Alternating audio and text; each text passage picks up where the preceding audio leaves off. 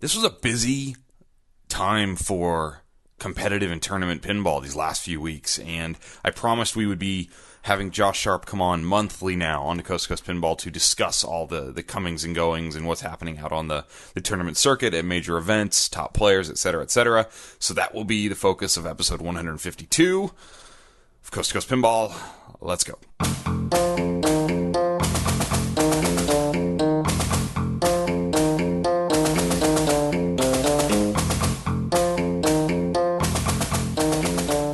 Welcome to Coast2Coast Pinball. My name is Nate Shivers. It's the podcast commentary. I'm a man at the quarters.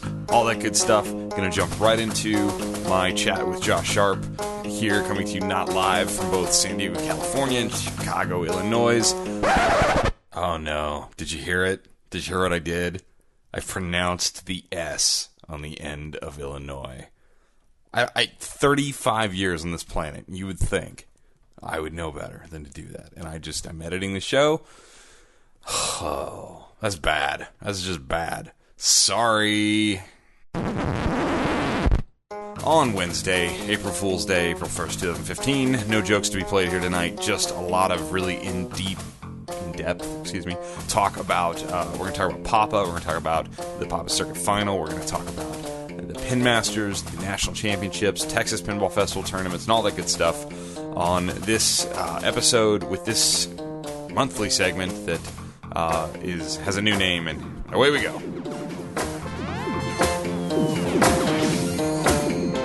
Sharp Shooting. Welcome back to the show, Mr. Josh Sharp. How are you this month? Well, this month it is now April. It's April 1st. Which means that my wife and I have survived another March of crazy pinball travel. So that's good. Every year it seems to get harder and harder when March comes around, and the calendar shows me being gone for half the frickin' month. Yeah, and, it's all stacked up on each other. We survived. Today we popped the champagne. We're not divorced. We didn't break up. And we move on to a new pinball season. There's a lot going on. I mean, when we decided we were going to do sort of monthly shows, I did have in the back of my head going, well, maybe some of them will just be like 15, 20 minutes, just a quick recap of things. But it's like there's a ton of stuff to talk about right now is in regards to just tournament pinball in general, all over the place. Yeah, and really the season has become a 12-month season. You know, March used to really be, there used to be this void after Expo in October until like the first tournament started popping up in March. So you'd have this sort of 5-month hiatus of the, 50 people in the world that played in tournaments all over the place. And March was sort of this kickoff of the season, so to speak. And now it's sort of, I still use it in theory, but it's really all the time. And it's funny because it is 12 months because it's also the end of the Papa Circuit season with the finals, occurring right before Papa starts now in the spring, which it felt odd to me having Papa so early this year. Was that just a mind trip for you? Nah, it didn't really matter. I think... between that and Pinburg, knowing that you can sort of go twice a year and be able to play sort of quote-unquote something over there, it works itself out. So let's talk about the circuit finals. I was, anxiously watching on my phone, listening to the audio on the Twitch feed, which has become sort of a thing for a lot of us, I think, really following the tournament scene, is finding a way to sneak Twitch into our lives when these tournaments are going on, like this one, on a weekday. How was your run? What was it like? And tell me where it all went wrong. Let's see. Well, the run was almost really, really short. Thanks to Carl D'Angelo, I survived my first game. He literally needed to drain out the out lane instead of down the middle, and he would have beaten me on that first space station game. And I like to think of myself as in that group of players where if you have a chance to get me out and you don't, it's sort of like breathing new life into, giving me a chance to sort of come back and start to settle in. And that's sort of exactly what happened. I didn't really play great, but in that format, and there's so many different tournament formats. Like for this one, it's about not playing awful. You don't have to play great, but just don't be the last player and you get to keep going. And I was sort of, I ended up winning a bunch of games later as I got the rust off, but it was really sort of just I don't know, Chicago Bears style football of just, running the football, picking up first downs, and moving the chains. It was interesting because you got in a group, and I don't remember what the group was. And for those who don't recall, before we previewed the Papa final, circuit final, is you go on a group plays, somebody's eliminated, you add the next highest qualifier in, someone's eliminated, and that next qualifier chooses the game. You guys knocked out like 5 in a row of the newcomers, the higher qualified people, didn't you? We did, and it is tough to come in cold, and I didn't play last year because my daughter was just about to be born, but 2 years ago I was one of those first game casualties, and the first time going into it, I just picked like the game I wanted to play that I did best at, and it was Demolition Man, and it had been played a ton, before I got in there. I think I was like 4th or 5th seed. And, there were people in there that had played it 3 or 4 times already. And this year, I definitely, there were a couple of sort of choices in the back of my mind. And I figured if there was a choice that I wouldn't mind playing that nobody else had played, I was just going to jump on it and make it as cold for everyone as possible. What did you end up picking on your first game, man? I picked Space Station, and nobody had played it yet. That game was interesting. And it almost backfired. It almost backfired. You said it was super close with Carl D'Angelo. That was an interesting game because it's a game that, and Papa seems to do this for whatever reason. I think last year Alien Star was the game.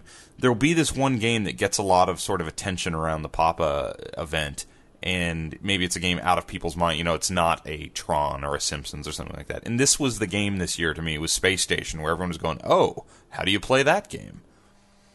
I think, kudos to Mark Steinman. I know he's sort of taken on, so he loves doing that and giving the attention to not only games that people don't know about, but even throwing in games that you would typically fear, like, you can't use that in a tournament. Are you nuts? We used it once in 1994 and it was awful. And, he won't worry about it. He'll throw caution to the wind and just put it out there, and it ends up being kind of a fun time. It's such a smoothly run process they've got there, and it's clearly clear to me they put in a ton of just thought and preparation into sort of the whole process, and especially games like that. What a bizarre game to watch with the geometry and stuff. Is that a tough game to jump on after or between other games as you move around banks? Yeah, I mean, I think, you when in your interview with Zach, you sort of touched on, moving from old games to new games and Stearns to Williams and whatever, and I'm sort of in the Zach camp of that never really affects me a whole lot. I know, Kaylee definitely, senses that difference from game to game, but I don't know, maybe I've played so much stuff over the last 30 years, it's sort of just, all right, it's give me some flippers, give me a ball, let's just go to work and see what happens. So how did you exit the circuit finals? What happened? So I made it to the endurance phase, I think is what Bowen calls it. Yep. So actually ended up, I think after 4 games I was in the lead, and I'd say I'd ran out of gas, but really I just got outplayed on the last 3 games. And there was really the turning point for me was there was a World Poker Tour game that I think I finished in last, and I had a stack that was like 1 shot away that I could not frickin' hit for the life of me. And that shot, I mean, I if I would have made that shot, I literally could have sort of monkey flipped my way to a second place and really, I think would have had a chance to kind of steamroll and get a win there. And then that would have just changed the dynamic of the last 2 games. So ended up, second, which can't complain. Yeah, certainly, no, that's great. I think I went in as like the 9th seed or something, and the idea of, obviously you never think you're gonna lose. I think I'm gonna win every game that I ever play, but at some point it's like, yeah, things probably will go crappy for me at some point, and to be able to make it to the endurance phase and almost be able to make it with Zach, would have been really awesome. Yeah. So Jorian Engelbrechtsen went on to win the Pop at Circuit. He did. Final. Yeah, he's playing great. He's a decent player, yeah. Yeah, at the time he was number 1 IFPA ranked player in the world, and still is, right? Still is. Where are you right now? 15th, Mr. Josh Sharp. 15th, because Pin Masters results are in there, and I didn't play too poorly. There you go. Well, good. Moving up. You'll get there someday. Catching up to Zach. I'm only 8,000 points behind him. Yeah. So Papa rolled around, and this year we saw the creation of a D bank at Papa. We saw the creation of Split Flipper game tournament. My favorite. Yeah, and I believe you told me at one point that you and Zach were going to go on and win this thing in the Split Flipper tournament. Tell me about playing Split Flipper at Papa and how that event how you approached it and how it panned out for you guys. Well, it's been a dream of ours, and Zach and I have bugged. This is going back, even before Mark Steinman took over, sort of operating the tournament. But we would bug Kevin Martin back in the day of just allowing us to play a Split Flipper run in A, because Zach and I really thought that we could, put a run together and qualify in the top 16 back then. So cocky, so arrogant. I love it. Yeah, well, it's nice. It's funny because you end up there's sort of knowing that the person, we have the brotherly wavelength thing that I only have to worry about, the left flipper all the time and the stuff that's going on in my area. That it's kind of relaxing to not have to worry about what's going on his side, and he's in charge of all the lane changing, so I don't have to worry about any of that. So it's sort of, we really enjoy, getting to play each other and getting to jab at each other of whoever was responsible for the next drain that is bound to happen. But, the last time that there was a Split Flipper tournament, I think it was at Pinball Expo back when I used to run the old pinball tournaments. This is going on, 10 years ago. But, we love it. We love the opportunity to get to play with each other instead of against each other. So, our expectations were definitely to win the thing, and that was even facing off against two multi-time world champions as solid adversaries over there in the final. Yeah, so in the finals it was you versus, was it Kaylee and Daniele? It was. Yeah, and you guys, just imagine to the friendly listeners here, Monopoly, Addams Family, and X-Men, but only playing one flipper. It was pretty interesting to watch, and I did like you guys blaming each other for drains. That was quite amusing. I try to blame. I play the older brother card a lot. Of if there's ever a problem, it's the stupid younger brother that probably messed up. Well, there you go. You guys got a first place at Papa. I like it. We did. We even had, it was a good. We definitely we earned it. We did, and we didn't think we were going to get it by the time I think our last game was X-Men, and we were down a whole lot going into our last ball, and played about as inefficient of a ball as possible to come back for the win. And it was good. It felt good. It felt as close to since neither of us have a banner up there. It felt as close to coming back from a deep hole and winning something in that building, which I guess it takes two of us to win one thing. You had a really good run in the first day of Classics, if I remember correctly. I did. My Papa experience throughout the weekend was it's like one of your segments. It was highlights and lowlights throughout the weekend. And Classics 1 was all right, at least qualifying. And then I can't remember where I got bounced out. If you have it open, you can look it up. I think you finished 4th in Classics 1. Oh, yeah, good. Yeah, you're in the finals. Yeah, we'll take that. Yeah, 4th in Classics 1. I don't believe you made the finals in 2 or 3. I did not. Yeah. No, you remember Classics 3. You were sitting right... I had one game of Monaco to play. And these are the situations that drive a lot of players nuts. And I love these kind of situations. It's why I play competitive pinball. But, qualifying ends at 6. I'm on a game at 5:58, and I know that I need X number of points, and I'm in. And it's just me in the game. And you have a challenge. And it's nerve-wracking and adrenaline rushing. And, I was able to get it done that time. And it felt great. Yeah, you were literally playing as the cutoff for the qualifying was happening. It was pretty interesting, and you got it. And I don't mean to pick on Bob Matthews. I really don't. No, but let's do that. But I did walk around the corner as somebody was saying, hey, check your phone, and Bob was pulling up and realizing he had been Belcito'd by Mr. Josh Sharp. I don't think he knew it was you at the time, but I did see him kind of put his hands in the air like, right at the end I didn't make the finals today. It's a tough place to be, but it has to happen to someone, yeah. That was one of the highlights for sure. So talk about Papa A division this year because we saw a lot of people in A division. I think some of the requirements as far as where you had to play based on your IFPA ranking switched the numbers around. We saw, I think, more people in A than we had in previous years, if I'm correct. I think it's safe to say ever. And Ever. It was really interesting because, I'm a big believer in sort of like when I put a run together, I kind of feel that it's good or it's not.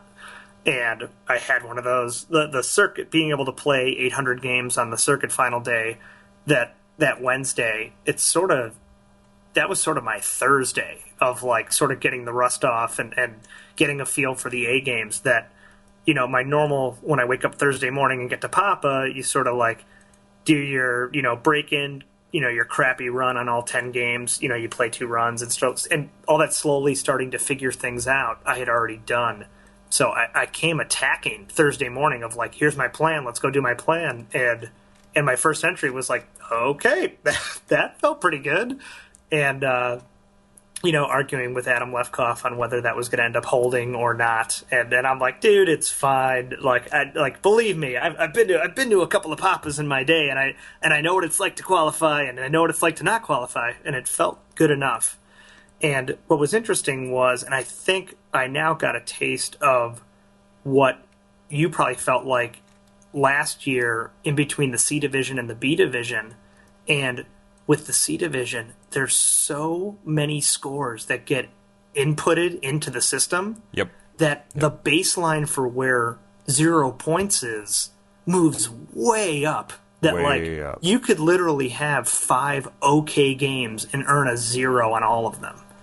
And that was never something that we had to worry about in A division. If you had an okay game, you were kind of always earning 20 to 30 points. It was people really were still only just voiding a lot of tickets at that point, you mean? and there just weren't the players. And and there were like 45, 50, 55 players and not closer to 100. Yeah, 97 entries in A division this year. And the combination of, almost double the players that we've seen in the past, plus taking top 24 qualifiers instead of top 16, and you get a lot more people that are like, I don't know if that ticket's good or not. I'll throw it in there.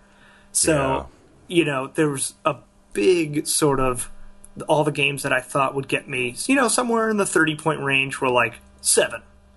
And what ends up happening is there's this, if you play a really crappy game and you deserve a 0, there's now this huge spread of a really crappy game and a decent game also earning 0, that it suddenly becomes more about needing to blow a couple games up in order to qualify. Which is interesting because you actually, your best entry, you didn't blow any games up. I did not. You didn't have a game in the top 20 rankings of any game. I did not. Your best game was Space Station, 24th ranked game for 64 points at a 3.3 million score. That's interesting. Yeah, just a lot of, and I think only 3 of my games I think scored points. 4. You did have 4. Okay. Yeah, you had a 0 on Walking Dead, and almost that was awful. I that was shouldn't my say game almost 5 everybody. of my ticket too. Oh, that's always a nice way to round it out. A lot of people had 0s in their cards. They did, and I think it goes to show. Zach had a run, probably 5 years ago now, where he didn't have any top 25 scores. And he qualified 3rd.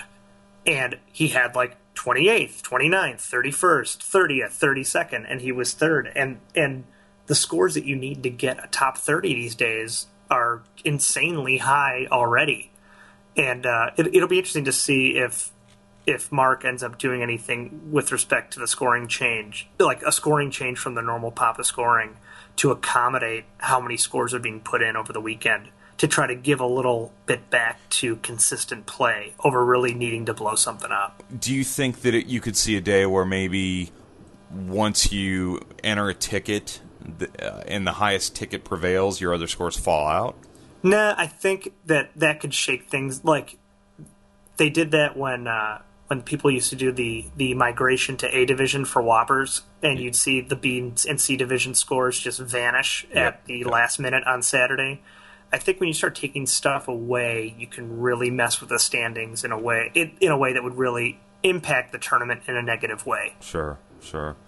Yeah, interesting. Yeah, Zach had a 0 too, and he had a higher qualifying score. I saw lots of zeros on tickets that got people into the finals. Yeah, and what was interesting to me is when you look at the number of people that qualified that had like a top 3 score at all. I think there were only a handful out of the top 24 that even had a top 3 in their ticket.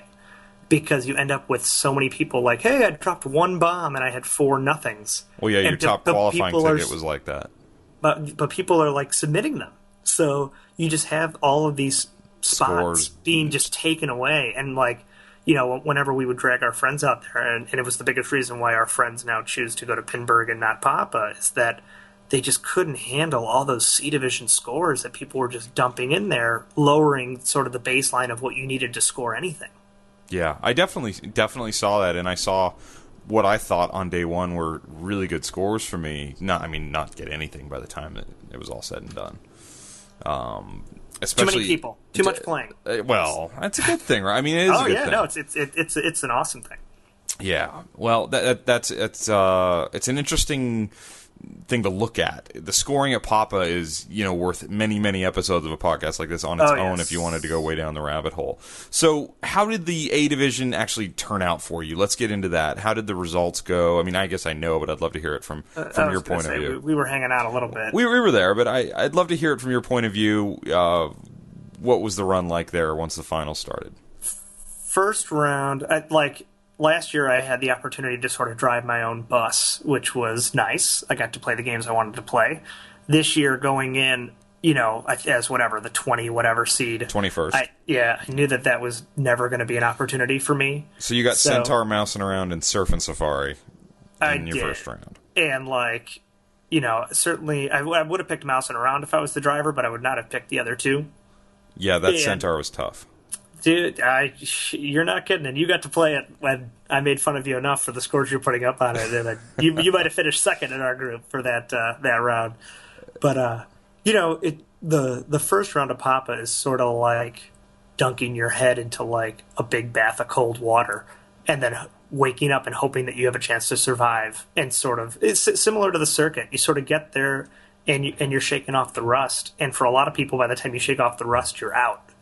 Yeah. And I was lucky enough to sort of survive that first round and get into the second round and saw that I was paired with Zach, and then it's sort of this instant depressing moment that, we're probably both not going to make it to the finals at this point unless, we're both knocking Keith Owen out. And, Zach played better than I did that round, and I laid a big poopy egg. Yeah, your quarterfinal group was Keith Owen, the eventual champion, Robert Gagno, who we will talk about here in a little bit, who's maybe playing the best, most consistent pinball in the world right now. He's got to be close, man. Got to be close, and then I'd say however well Zach is playing, Robert's playing better. Just a little bit better. So that actually was where you were knocked out in 13th, and we had the kind of, I won't say famous, but infamous little, in the inside world, tiebreaker game between Robert and Zach. Star Trek game. Yeah, where I believe Robert had the choice because he was a higher seeded player and he chose position. He did, and Zach and I were sort of joking about the fact, Zach was like, I wonder what he's going to pick and what I'm going to have to play, and I wish I had choice, and I just sort of threw out, I'm like, you know what, Robert could just as easily pick second for whatever reason, and then sure enough, Kevin came over to Zach, and it was like, what game do you want to play? And Zach was like, huh?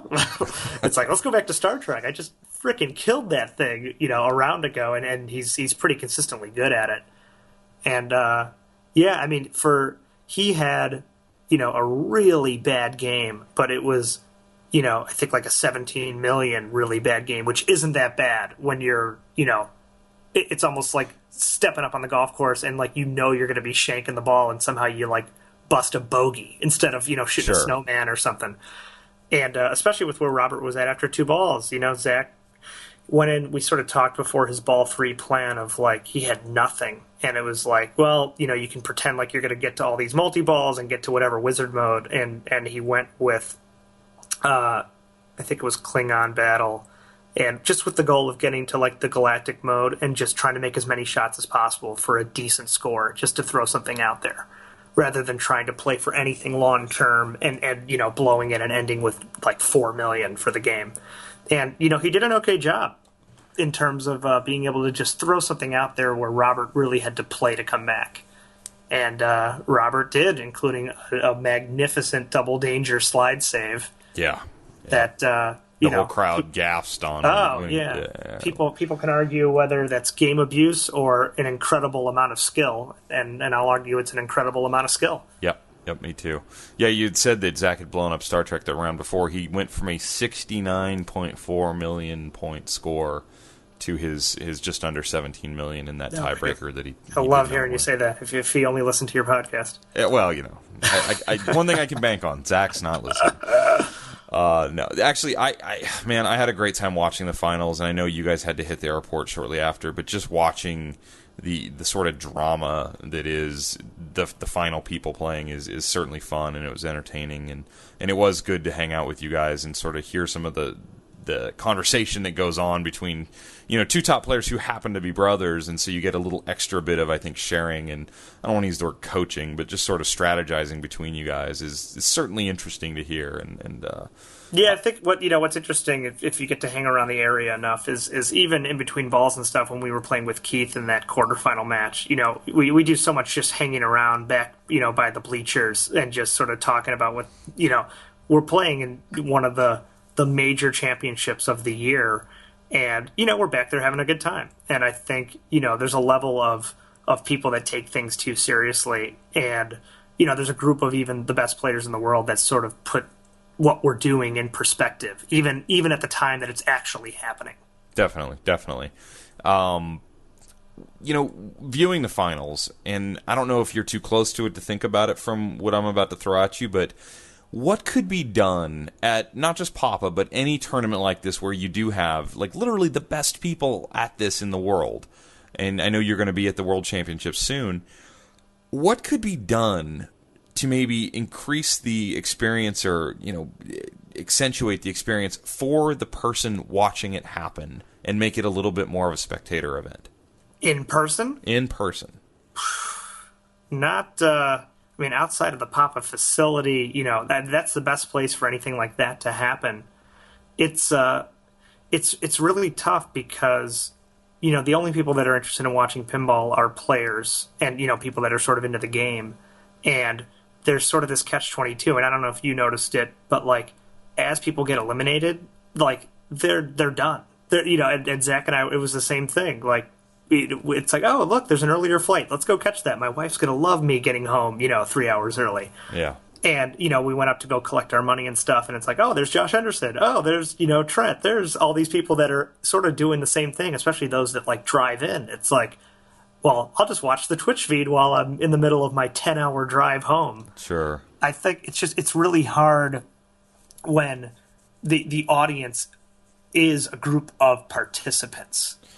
Versus, like, when I go, like, Zach and I were lucky enough, we went to the Ryder Cup when it was here in Chicago. And it was amazing. We were walking around the course and following some golfers for a little bit. And, for somebody not interested in golf, it would have been, we're walking around. It's, oh, my God, I'm so bored. Yeah. Tiger Woods just passed us. Yeah, but he's like 30 yards away. Who cares? He's just walking. And for us, it was just, like, really exciting. And it, pinball's an even tougher sell in terms of trying to create any sort of vibe of people that are showing up just to watch. I think it has to start, though, with maybe the players who are there, playing in other divisions, in C and D and B, because that's who I was sitting with. I was sitting in the bleachers after you guys had taken off with other guys who had played in the lower divisions and were really there because they were interested in watching, because you're a golfer, you play golf, so you go to the Ryder Cup and you get to see these top players. And it's amazing. So I think it needs to be sort of the same thing, but the experience, I got to tell you, and it's not just Papa by any means, I'm certainly not complaining about that situation, any tournament, it's hard to kind of follow when there's no big scoreboard, there's no big bracket, there's no, literally it's the tournament director walking up to the players, what do you want to play? Okay, you're playing so-and-so, go. And yeah, I think it's tough. The Papa style scoring system certainly makes things even more challenging when you're like, so who's winning? And it's like, I don't know. But like the person that won the game isn't necessarily winning, and the person that lost the game could still be winning. That there's definitely a little bit of a learning curve of the scoring system. Yeah. That for a lot of people is maybe too hard to swallow. I know a lot of the tournaments that we run, there's a lot of head-to-head stuff because, it's a lot easier to understand two people going at it, and the higher score wins the end. And we've learned that a lot from all the production companies that we've talked to and working with trying to get, some sort of competitive pinball made. And just in discussing the various formats with them, we directed all of them to Papa TV to watch, and a lot of them just had no idea what was going on with why four people were playing and what it all meant. So, there's definitely, that part of it makes it a little bit more of a game versus a sport if you're sort of trying to push the mano-a-mano sport action, which may be a little bit easier to swallow for people that are, watching people go at it. I don't know. It's tough, but I think that audience is going to be from the people that want to watch the great players. And I know you watch the Twitch feeds of the tournaments that you're not in attendance for. Oh yeah. What needs to happen to expand the audience past the few hundred people that are super obsessive or in the hobby? How do we get this even a step more towards the casual player? I mean, obviously the events are too long. Yeah, it's really tough unedited to answer that, because does this need to be a poker style situation where you just take their footage and you edit it down after the fact? It has to be, right? I mean, I think so. I'll watch the World Series of Poker, and if I go out to Vegas, and I used to go when I was younger with like my cousin and his friends and stuff, and they would go, play in a poker tournament, and I'd sit on the side with Zach and just like watch them, and it's like after 5 minutes I want to kill myself. It's just like this boring of just chips smacking on a table and everyone folding. Fold. Yep. And it's like at some point it's unwatchable.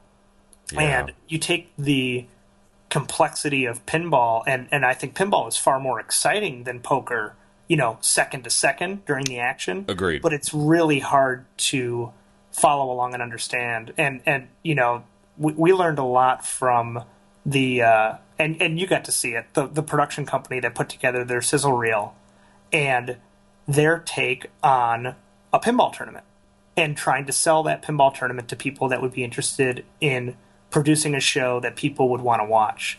And I was blown away by the amount of not pinball that was in that sizzle reel. Yeah, it's about the people. It's all about... Yep, you learn to... And it's interesting because it sort of gave me an appreciation for the other reality shows that I watch. And you really do, based on how they edit whatever together, you end up like rooting for someone or rooting against someone for the reasons of how they splice something together to make you feel something towards someone.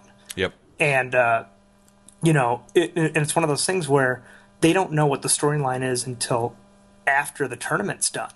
And that allows them to sort of pick and choose how they want to show the story develop. And, this was back at Expo, and we had the Walking Dead tournament, and Escher ended up doing extremely well. And because of that, it sort of became the Escher story, is what the sizzle reel is all about. With some big bad meanie in a hat to like knock him out at the end. Yes. But like, the idea of like those production guys, I mean, if Escher chooses not to go to Chicago that weekend, their sizzle reel is completely different. Oh, absolutely. You might have the I don't know, the Bo and Karen's Josh Sharp situation, where it's like, hey, one of the other Sharp brother is focused here, and Bowen's this math guy, and you totally frame it differently. So, and I think, I sent the video over to Mark, and he's seen it, and, there's something there about, the way that they edited sort of the interviews of, Escher talking about the action that's going on, and they intersplice, 1.5 seconds of actual pinball playing. And it really, you end up, it's like, well, that wasn't about, like, I didn't see any pinball going on besides, a couple of flipper tricks and, like, a one shot to start a multi-ball on Walking Dead. But you felt something through the stories that the guys were saying as they were sort of showing the background footage of them performing. And you and I have actually talked about this before. We've got to to get people interested, it's got to be more than just the pinball machine in the game. Yeah. It's got to be the people playing It does. it. You need to root for, you need to root against Phil Hellmuth. Yep. You need to root for Daniel Negreanu. Yep. It's just the way it is. And the same thing with golfers too.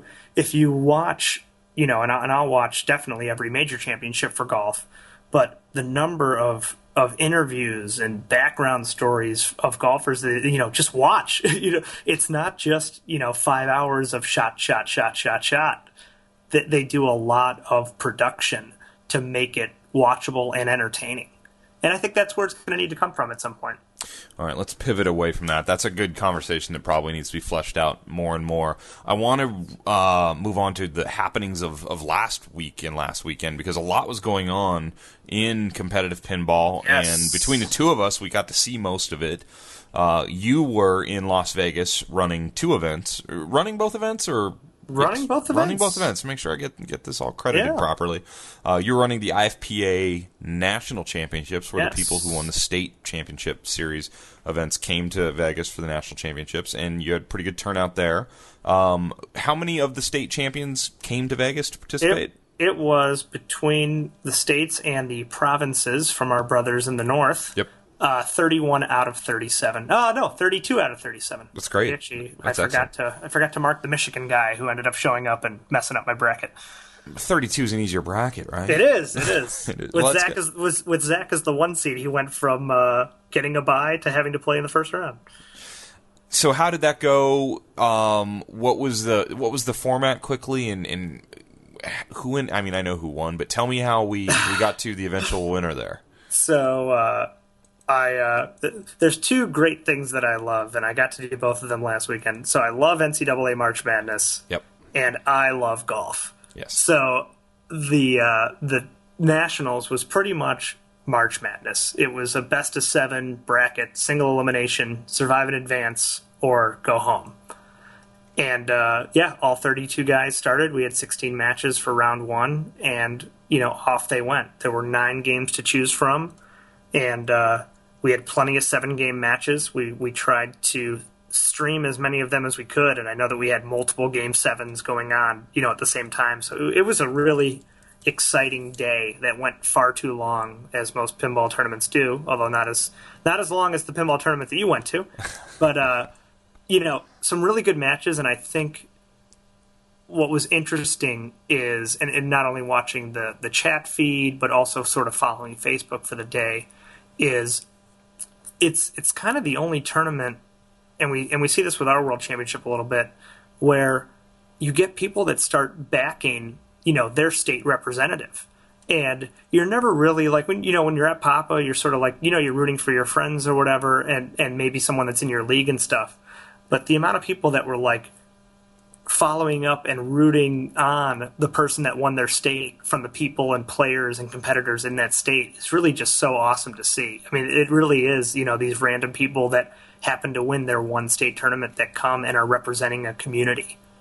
And, a step further, there's a lot of people that don't travel for events that, there's sort of this good old boys club of quote unquote, the best players out there.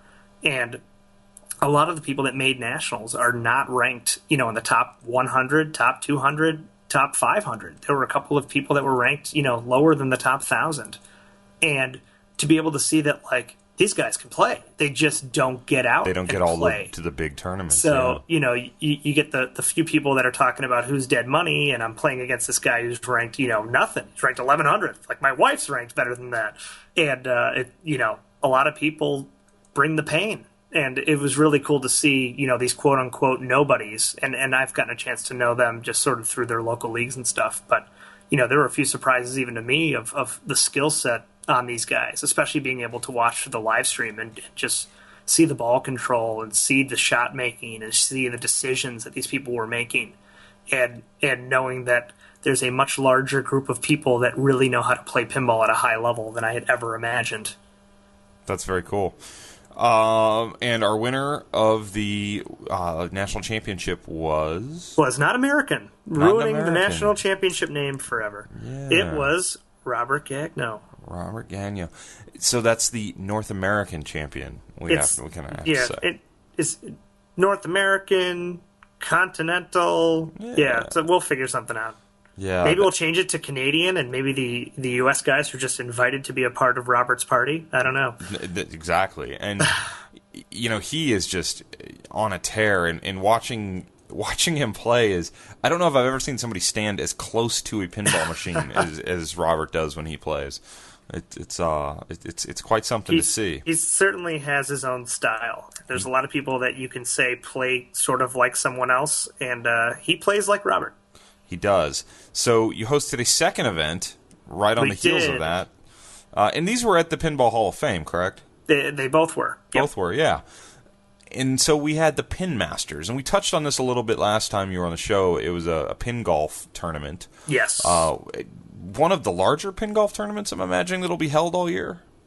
I think so. The format tends to sort of lend itself to quick side tournaments with low target scores and something that you can do really quick. And, we joke that we set the target score so hard on purpose that we should really, and this joke really went nowhere because I realized pinball people are not golfers, but I wanted to rename it to the Pin US Open because nobody could shoot under par. Yeah. But pinball players don't golf, so nobody got that joke that the U.S. Open is harder than everything else. I would expect an Orbiter 1 in the bank if you're going to some turtleback greens. But I think the way we set it up, it really was more about playing good games throughout than many pin golf tournaments are sort of house ball management. Like if you play really bad, you'll probably get a 3, and as long as you don't mess up, you'll probably get a 1 or 2. And that was not the case with how we set the course up. I mean, you had to step up to, Metallica and get 40 million. And you golf, right? Yes, yeah. So there's this interesting sort of, I feel it on the golf course when things are not going your way. And as they're not going your way, on a normal pinball game, you have 3 balls, you have a bad game, you move on. In golf, you chunk a driver and it's like, oh, good. Now I'm 380 yards away. Yeah, now I got to go find that. And it's like you can't get away from the badness. And to see the pinball people have to deal with sort of that emotion, it isn't something that you have to deal with in pinball often because you can have a bad game and then you just move on. Start another one. And for this, the bad game just haunts you and stays with you for way too many balls before you can sort of putt out and be done. And then you have to carry that on to the next game and not be, mega pissed off about what just happened. Do you think cool. We should see more pin golf? Yeah, I love it. I think we didn't get to do it the last time we did the Pin Masters, but the ability to actually have the players all start off in the right order on that last day and have the honors go to the last group who was in the lead. Yep. And being able to watch what the players ahead of them were doing and knowing that someone got a hole in one 2 holes ahead, and it's like, oh god, now I know that I really need to. I can't chunk a game here. I need to really get 3s or better the rest of the way to be in contention. It's a different kind of pressure. And I think, there's tons of different pinball formats that each provide different pressure and anxiety moments. And, I'd love to see more people get to enjoy, these kind of moments, especially for those that don't golf, because if you're a golfer, you sort of know the stuff that ends up happening throughout the course of a round. But if you're not a golfer, it's sort of new to you, and to watch people go insane slowly was kind of entertaining for me.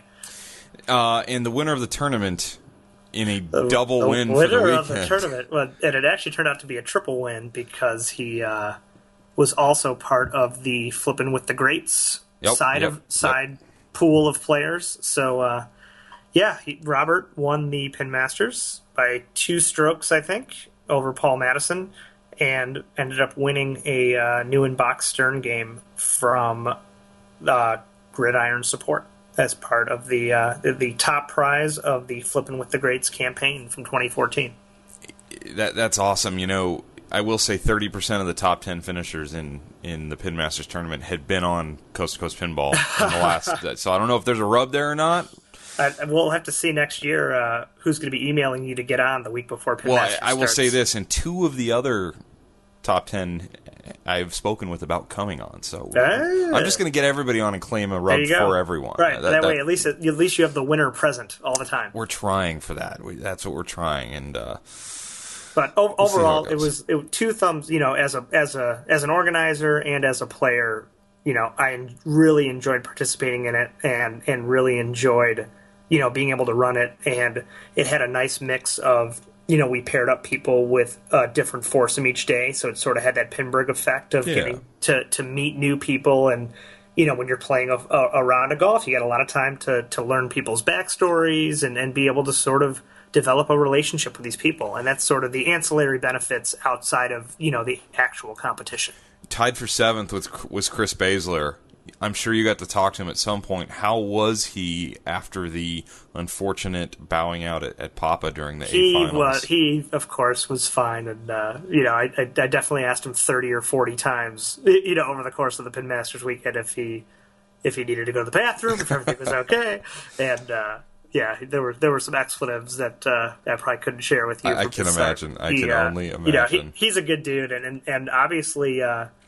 I think he was our leader after 2 rounds, or definitely, up there. Yes, he was in the lead when I first looked into the tournament. Yeah. He's been playing, not quite Robert level, but at a really high level the last 6 months or so. Absolutely.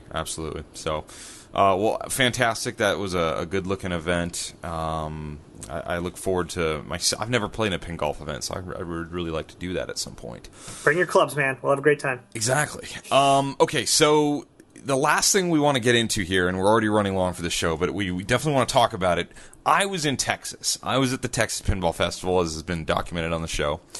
And the tournament has caused probably more reaction to a pinball tournament than I have seen maybe ever on Pinside and a couple other spots and via emails to me. And it seems to be almost like haunting Texas a little bit that the tournaments are having... issues and some problems in running smoothly and just making everybody happy. And I know a lot of the history and backstory there, and clearly I think that there's a discussion with the Whopper 5.0 system and how that is maybe affecting tournaments so far since its introduction. What was your take on what you heard coming out of Texas from, the IFPA point of view? Well, I know that in talking with Marcus about what he wanted to set up, and, that was the 5, quote-unquote full value tournaments at the same time. Yep. Being someone that's played for the last 20 years and having played in plenty of tournaments that have, a main and classics division. Yeah. That often try to sort of do things at the same time, and you were at Pinball Expo. That's sort of the quintessential... main and classics, 2 large tournaments going on at the same time with finals going on at the same time. Yep. And 2 is that's already a cluster, for Trent and having players run back and forth, and Zach's up on Alien Star and on Metallica at the same time, and he's playing ball to ball to ball to ball. When I saw the calendar submission for 5 tournaments at the same time, like I couldn't even wrap my head around what kind of like if I almost wanted someone with a GoPro to film how it could possibly be pulled off, knowing what it takes to run one quality event, and for those tournaments that do try to squeeze in that second, typically a classics event, to do 2.5 times that amount of work. Like, it's sort of like I'll believe it when I see it, and it sounds like I don't have to believe it because there was not quite that much to see. In their defense, my first day there and during the qualifying on Friday, things ran fairly smoothly. The software they were using was not the best thing I've seen. It definitely had some hiccups in updating scores.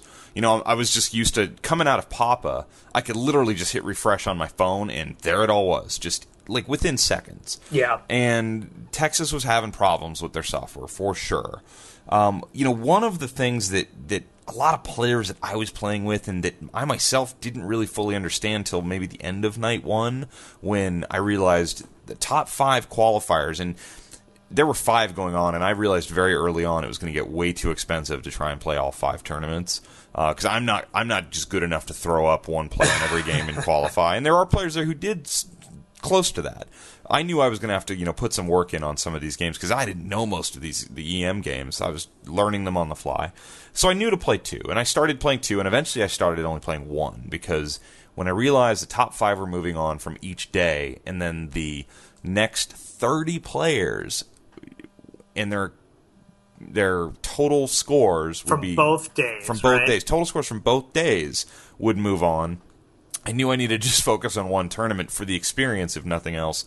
That's when it started becoming clear to me that just from the point of view is, not even from the point of view as like looking at it from IFPA or looking at it from even where Marcus and Robert were or the Texas Pinball Festival was, from me as a participant, someone who was spending the majority of my time Friday over in the tournament area, it was just too much. It was simply way too much to try and focus on 2 tournaments, let alone 5, and then know that if I don't get top 5 in this, I have to do all this again tomorrow. Well, and what's funny is, so it sort of brings up the point of, like, what is the tournament's role with where it's at? And, what I struggled with the Pin Masters was, you only played 9 games per day, and for many people that didn't qualify for that 3rd round, you only ended up playing 18 games total, and it was $100. And, from all the feedback I got, it was definitely, quote-unquote, enough pinball for people, especially with how long the rounds took and just the drama of dealing with, what happened. Sure. But for me as an organizer, luckily I had Vegas as sort of the, go out and do other fun things. Sure. But with respect to pinball, it was only the tournament there. And I think, when you see what Papa does, they have a bunch of games that are available for play, but you're there, and if you're there for Pinburg, they designed the tournament because you're there to play tournament pinball. And with a show like Texas that I think, and even you can see it through sort of the thread on Pinside busting up the tournaments a little bit, is that, even as people are criticizing the tournament, you can't help but comment on how awesome the show is. Show's amazing. Show's amazing. Yeah, absolutely. I think 10 out of 10 dentists would tell you that the show's, maybe the best one in the country. And the ability for a tournament to be able to allow players to, play a little bit and have enough time to be able to see the show, I think is an important thing for not only the tournament organizer, but for the show organizer to sort of dictate, where's the tournament's place in the quote-unquote entertainment package of the show. And I've seen it at Expo, too. I mean, there's years here in Chicago that I don't even go in the hall because I'm stuck in that frickin' line. You told me that going into this one. You said, grab me and drag me to some of these new games. It was literally, take me out of line and drag me to the hall because I won't go in there. I'll just keep qualifying in the line and making sure that I'm solid. And, I've been pushing Trent to do, limited ticket sales instead of unlimited. And I think, something like that, you can give someone 25 or 30 tickets and know, dude, you're getting plenty of opportunities to put up your best. But I know I can get my 30 tickets done whenever I want, early or late, or early and late, and still budget time to, I haven't seen a seminar in Expo since, I think I was in one back in 2006. It'd be nice to be able to go check out a seminar once in a while. And, with the things that Texas offers, I think, they'll figure it out. But trying to push, especially with the new Whopper rules, trying to push something where you're pushing points to a large group of people that probably don't care because a lot of them are casual players, but a lot of them also want to do other things. And especially with the way that the Friday and the Saturday scores were combined in determining your sort of final standings, it means that you had to put in time each day, even if you were a top 5 person, right? Well, if you finished top 5 in a tournament, there was no need to play the second day. If you finished top 5 on Friday.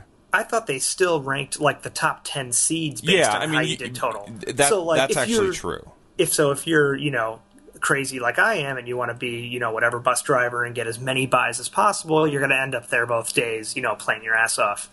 That it makes it an Expo situation where you're missing this awesome show that's happening around you. And it's sort of sad. And I think some of the good players I was talking to, they really felt, so there were some technical flaws. Okay, I'm not even going to get into all the technical side of the issues. There were some basic organizational problems. I don't think the instructions were clear. I don't think the tournaments were labeled clearly. I think that's been said. I think they hear that. They get that. I've already seen some of Marcus's replies on Pinside. He seems to understand that. What I hope that they get, and not just Texas, but any other show putting on a tournament, is that when you lay 5 tournaments out in front of a good player, he wants to play all 5. Oh, yeah. And you're adding in sort of a cost expectation, a stress expectation, and a time expectation. And it's easy to say, well, just don't play all 5. But if you're one of the better players in your area or at that show, you want to play all 5. Where I think it would be better to just have a more fleshed out, smoother running. And honestly, those games are really close to each other at the show. Like, I loved Papa, where there's space between each game. You're not right on top of each other. Yeah. I had multiple people hit my flipper hand during games with their hand. Ouch. Which, that's tough when you're struggling in a game like I often am. So that is one of the things, is like, view it from the experience of the median player who's there, whoever that is. And I think that's me, for the most part. Someone who goes to the show to see everything and play. At Texas, with the number of people that walk through that door, and especially, in a world where we're trying to get more people to participate and have some success in competitive pinball. I mean, you saw Papa do it when they added a D division. Yep. There needs to be this catering to this new group, and having an event where you really, any casual player is not going to qualify in the top 5. It means they have to play 2 different days. And to me, that's just, the commitment that someone has to play both days, even if it's one game both days. There's probably someone that has their seminar schedule laid out, and they know they want to see this, and they're going to dedicate 2 hours of being in the tournament area. And, being able to cater to those people to have success in their, quote-unquote tournament window of their show experience, I think is really important when you're getting that many of thousands of people through the door there. How much pressure do you think there is on tournament directors right now to try and maximize Whopper points, and should there be? Too much. And I'm probably too naive, going into the whole idea with 5.0 was we were going to be grading these tournaments that already existed to give them the value that they deserved. And to think that the ones that, would have graded out low, that these organizers were just going to sit there and allow their tournaments to grade out low, I was probably a little naive in thinking that was going to happen. So you end up, and as an organizer, I run a tournament at GameWorks once a month. It's worth about 0.3 points because, we show up and we play for about an hour and then we all go home. And, the motivations of, especially the player organizer that's interested, in Whoppers for themselves. It's almost like they're designing the event for their own best interests rather than looking at sort of their target audience that they're dealing with at their event. And there's a lot of people that, I like to hope that, and it's what I tell organizers when they're doing it, is just run the best event you can for your audience, and the Whoppers will work themselves out. And people aren't doing that. No, they're not. People are making decisions that make me not want to play in a tournament because of what they require to play. Do we need to get to the new normal? I think so. And we're only 3 months in, and people are freaking out at the opportunities they have in front of them of being able to host. Steve Bowden, Pinball Dictionary, I think it's writing it. Of course, it was Steve Bowden. He also renamed our segment, by the way. Oh God, I can't wait to hear it. It's not that bad. But he, the ability for people to get back to the fun of what competitive pinball is all about is I hope that we'll get there. And for me, it's easy because I started playing in '93, and Whopper, there wasn't a single Whopper point before 2006. So I had 13 years of just playing for fun. And there's a lot of people that don't know what it's like to play without Whoppers. So they're sort of, that I call it Whopperitis, and a lot of guys went through that in 2007 when it was sort of taking over the scene. And it went through the same thing. 2008, 2009, people started to sort of settle down into, why the hell am I traveling to all these events? Like I gotta get my life back in perspective. And I think we'll see that with organizers as well when they try to bite off more than they can chew, and you end up with an event that has a lot of issues. And it's much better to Pin Masters, so far the feedback we've gotten has been mostly positive. And we ran one event with no side tournaments because we just didn't have the time to run anything of quality. Absolutely. Josh, I have a lot more that I want to get into, but luckily this is a monthly show. So Thank God. Yeah, we'll be able to do that. So, hey, man, thank you very much for coming back on the show. I love this. I love being able to really dive deep into this. We've gotten great feedback so far. For those of you who just want to hear about Wonelli and Predator and help me out here. What else we got? Big Lebowski. I'm sorry. We'll get more. Lightspeed. Oh, my God. Right. There's a lot more of that to come. We'll get back into that. But I really enjoy these chats and going through sort of the scene and the scope of competitive pinball as is. So thank you very much again for your time. My pleasure, man. All right. Talk to you soon. Yep.